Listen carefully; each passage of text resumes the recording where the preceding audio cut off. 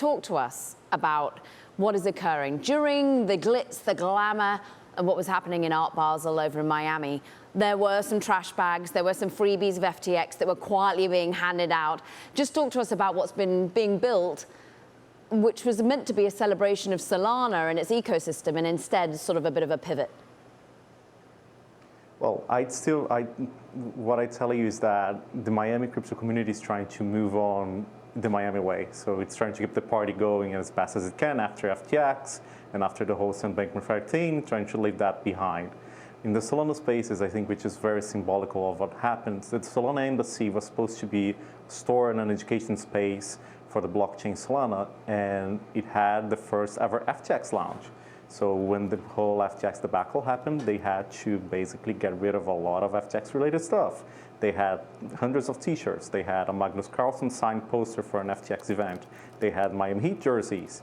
And all of that was hurried to the storeroom in the back that I and another reporter, Amanda Gordon, were happy enough to stumble upon and report on, which we think was very symbolic of the way they're trying to leave everything about that behind. Solana Embassy, it's over in the Wynwood area, which is an awesome area of Miami.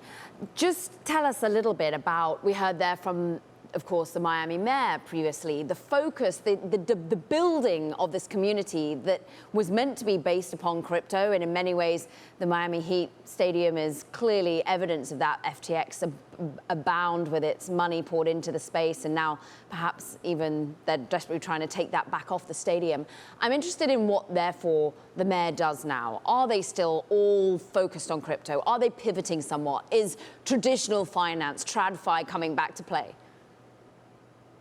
So basically, I think the Mayor Stories made a joke that I think it helps explain a little bit of the mood. When we asked him which name he'd like to see up in the stadium next, he jokingly said Citadel, which is the hedge fund powerhouse Ken Griffin founded. So I guess a lot of the hopes now hinge on the fact that traditional finance firms will be able to take up a little bit of the slack that crypto brought in and still keep the whole Wall Street South move to Miami momentum going on.